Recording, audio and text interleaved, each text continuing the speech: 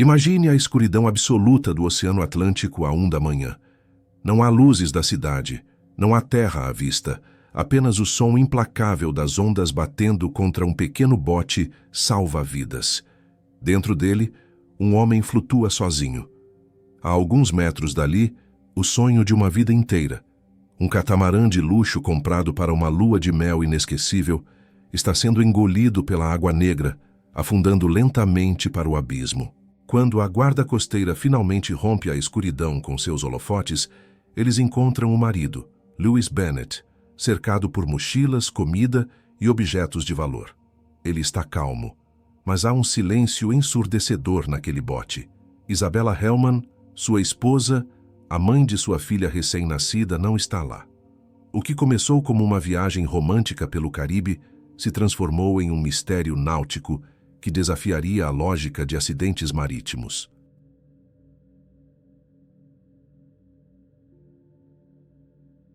Para entender a profundidade da tragédia que se abateu sobre o mar do Caribe, é preciso primeiro conhecer a luz que foi apagada.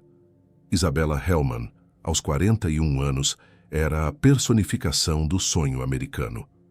Nascida na Colômbia, ela deixou sua terra natal em busca de novas oportunidades nos Estados Unidos, enfrentando os desafios de adaptação com uma determinação inabalável. Naturalizou-se cidadã americana e escolheu o estado da Flórida como seu lar, onde, através de muito esforço, construiu uma vida da qual se orgulhava imensamente.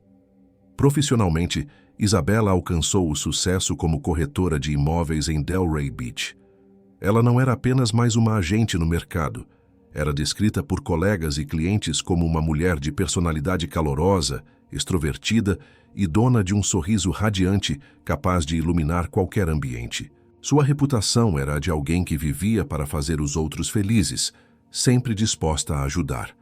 Essa dedicação ao trabalho lhe rendeu frutos materiais significativos, incluindo a compra de um condomínio próprio avaliado em cerca de $170 mil, um símbolo de sua independência e estabilidade. No entanto, por trás da mulher de negócios bem-sucedida, havia um desejo pessoal profundo: ser mãe.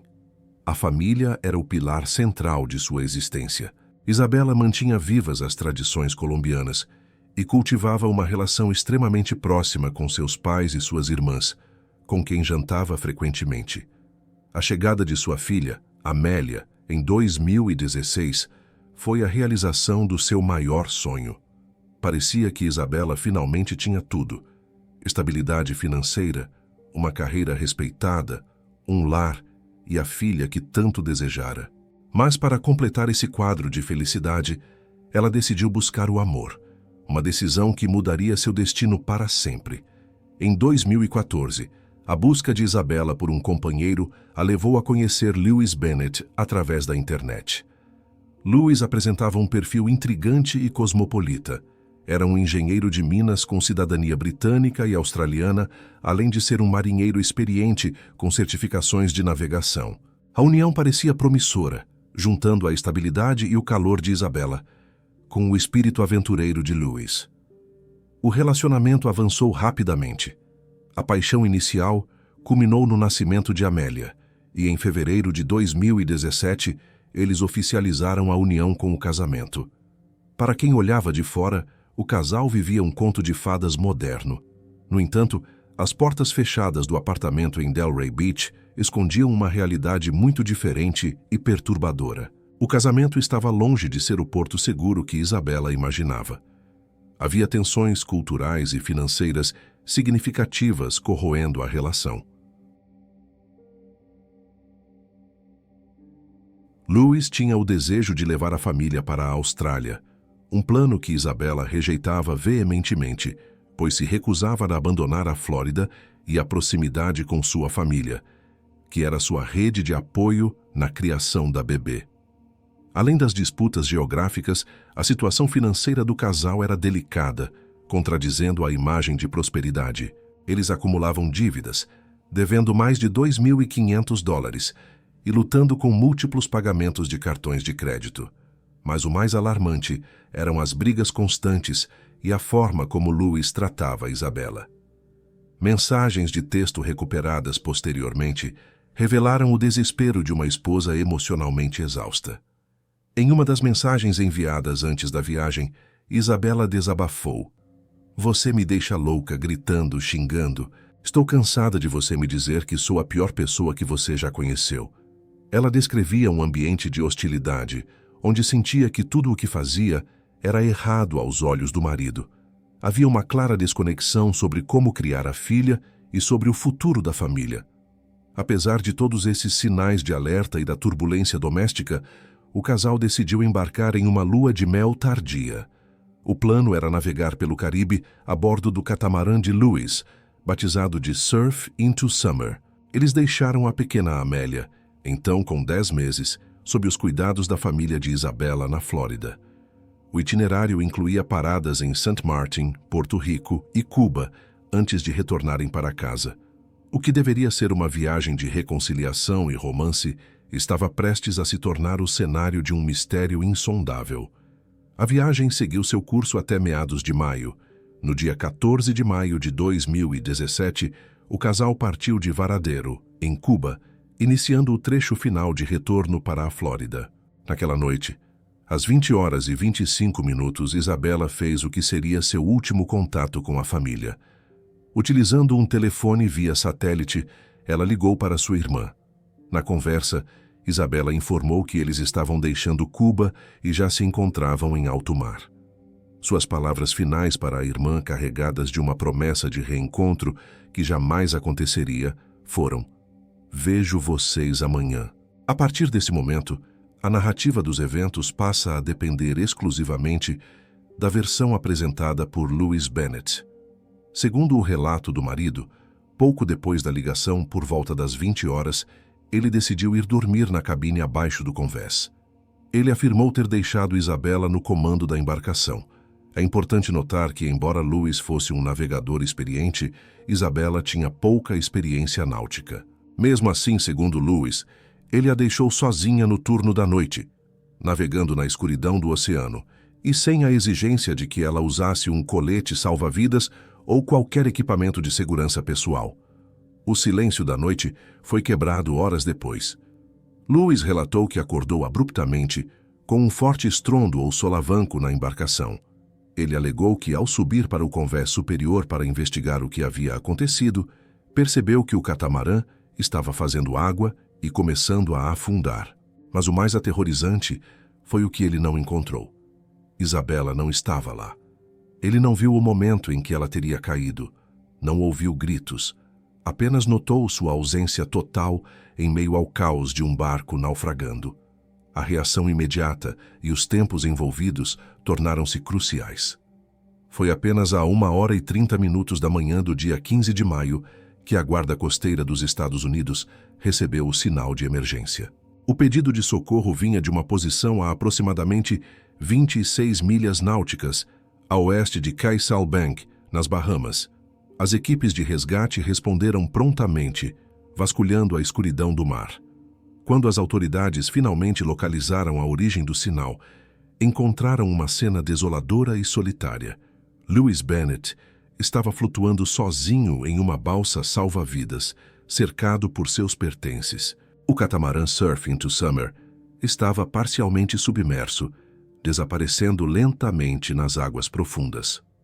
Ao redor da balsa, o mar estava vazio. Não havia sinal de Isabella Hellman. O que começou como uma celebração tardia de casamento terminou com um homem sozinho em um bote e uma mulher desaparecida na vastidão do Atlântico, deixando para trás perguntas que ecoariam muito além das ondas.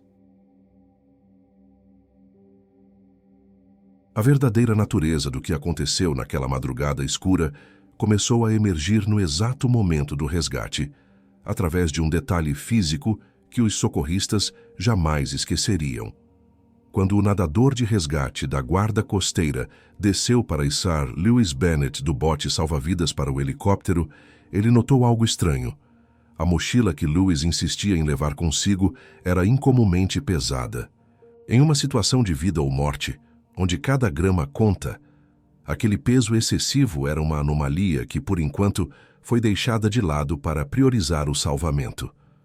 No entanto, o comportamento de Lewis em terra firme levantou bandeiras vermelhas imediatas. Quando as autoridades o questionaram sobre quais medidas ele havia tomado para tentar localizar sua esposa naquelas águas negras, sua resposta foi de uma frieza cortante. Eu não fiz nada. Ele admitiu que não disparou sinalizadores de paraquedas para iluminar a área. Não gritou o nome de Isabella na esperança de uma resposta e sequer utilizou o bote ou o catamarã para circular ao redor e procurá-la. Ainda mais perturbadora foi a revelação sobre suas prioridades durante os momentos críticos em que o barco afundava. Lewis confessou que passou cerca de 45 minutos reunindo pertences antes de abandonar o navio. Enquanto sua esposa estava desaparecida no oceano, ele dedicou quase 1 hora para carregar a balsa, com itens que incluíam um jogo de chá, um pote de manteiga de amendoim, boias, água e objetos pessoais. Só depois de garantir esses itens materiais é que ele cortou a corda que prendia a balsa ao barco, selando o destino da embarcação. Enquanto isso, a guarda costeira realizava uma busca massiva e fútil. Durante 4 dias, cobriram uma área de quase 5.000 milhas quadradas, mas não encontraram absolutamente nada, nem contêineres, nem troncos, nem baleias, que pudesse justificar uma colisão acidental. O mar estava limpo, sugerindo que a história do choque era uma fabricação. Se a apatia de Lewis durante o naufrágio era suspeita, suas ações nos dias seguintes foram incriminadoras. Apenas 4 dias após o desaparecimento de Isabella, e apenas 1 dia após a guarda costeira suspender oficialmente as buscas, Lewis fez um pedido macabro. Ele solicitou às autoridades uma carta de morte presumida para sua esposa. A urgência desse pedido chocou os oficiais. Normalmente maridos esperam anos mantendo a esperança, mas Lewis parecia ter pressa em encerrar a existência legal de Isabella. O objetivo era claro. Com esse documento, ele herdaria imediatamente o espólio dela, incluindo o apartamento em que viviam. A tensão atingiu o seu ápice em uma confrontação dolorosa na casa da família, capturada pelas câmeras corporais da polícia.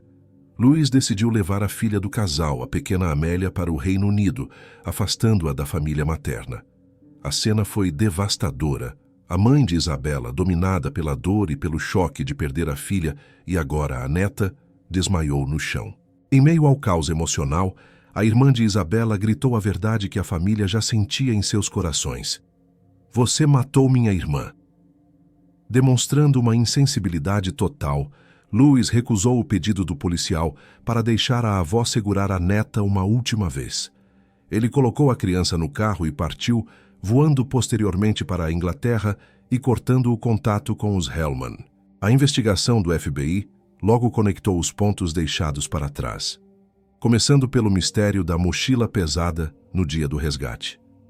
Ao abrirem os 9 tubos plásticos envoltos em fita adesiva clara que Lewis havia resgatado com tanto zelo, os agentes não encontraram itens de sobrevivência, mas sim 235 moedas de prata e ouro colecionáveis. Essas moedas, avaliadas em cerca de $4.200, tinham uma origem criminosa. As moedas, incluindo séries raras como o Ano do Cavalo, haviam sido roubadas do iate Kitty R, na ilha de St. Martin, 1 ano antes, em maio de 2016.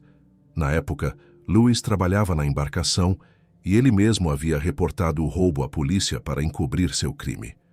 O FBI aprofundou a busca e, em junho de 2017, executou um mandado de busca no condomínio do casal em Delray Beach. Escondidas dentro de sapatos de barco no armário do quarto principal, os agentes encontraram mais 162 moedas de ouro, parte da mesma coleção roubada, avaliada no total em $100.000. Além disso, no carro de Isabella, foram encontrados $20.000 em dinheiro vivo. Essa descoberta provou que Lewis era um ladrão calculista e forneceu um motivo sombrio. Se Isabella tivesse descoberto o roubo durante a viagem, ela se tornaria uma ameaça à liberdade dele, uma possível cúmplice involuntária ou uma testemunha perigosa. A evidência definitiva, no entanto, veio das profundezas do oceano. Antes que o catamarã afundasse completamente em águas abissais, a guarda costeira conseguiu documentar o naufrágio com fotos e vídeos do casco virado. A análise forense dessas imagens desmentiu completamente a versão de acidente. Os peritos identificaram 2 buracos nos cascos em posições quase idênticas de ambos os lados. Crucialmente, o material do casco estava projetado para fora, indicando inequivocamente que os golpes foram desferidos de dentro da embarcação para fora. Não houve colisão com um objeto externo, o dano foi interno. Além disso, as imagens revelaram que as escotilhas de fuga de emergência, localizadas abaixo da linha d'água, estavam abertas. Especialistas navais atestaram que abrir essas escotilhas enquanto o barco está na água desafia qualquer lógica de marinharia prudente, pois causa inundação imediata das cabines.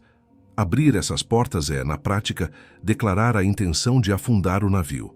Para fechar o cerco, os investigadores analisaram os dados eletrônicos. Descobriram que Lewis só ativou o telefone via satélite e registrou seu localizador pessoal, PLB, quando já estavam em Cuba, na etapa final da viagem, após dias navegando sem esses dispositivos ligados. A teoria do FBI era sólida. Ele só ativou os equipamentos de segurança no momento em que decidiu executar seu plano mortal, garantindo assim o seu próprio resgate. A conclusão foi terrível e inegável. O barco não sofreu um acidente. Ele foi sabotado intencionalmente, uma prática conhecida como scuttling, para ocultar um crime.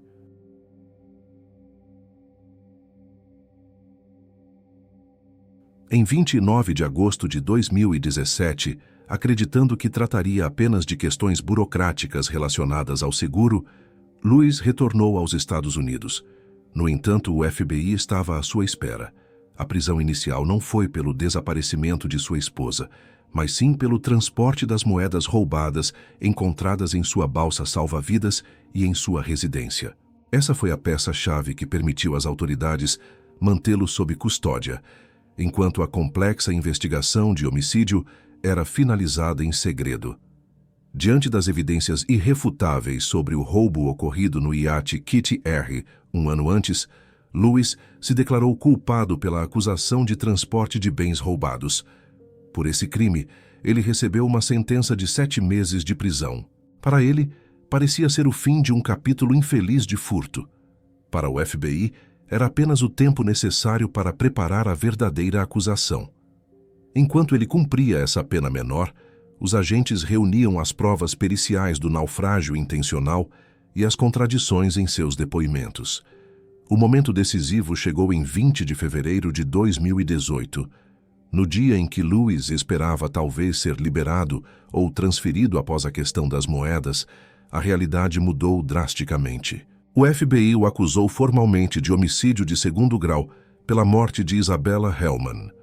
O agente especial do FBI, James Kelly, declarou haver causa provável para acreditar que Lewis matou sua esposa intencionalmente e com malícia premeditada. A tese da promotoria era clara e perturbadora. O assassinato não fora um ato de paixão momentânea, mas uma solução fria para seus problemas. Os promotores alegaram que ele matou Isabella para encerrar os conflitos conjugais constantes, herdar seus bens, incluindo o apartamento e as economias, e garantir a custódia total da filha, Amélia, para criá-la na Austrália, longe da influência da família materna e livre do problema que sua esposa havia se tornado. À medida que o julgamento se aproximava, a complexidade jurídica do caso pesou sobre as decisões da promotoria. O crime havia ocorrido em águas internacionais. Não havia arma do crime, não havia testemunhas oculares e, o mais crítico, o corpo de Isabella nunca fora encontrado. Esses fatores tornavam uma condenação por homicídio de 2º grau um risco alto perante um júri. Em 5 de novembro de 2018, a defesa e a acusação chegaram a um acordo controverso, conhecido como plea deal. Lewis Bennett concordou em mudar sua declaração de inocência para culpado, mas por uma acusação reduzida: homicídio involuntário.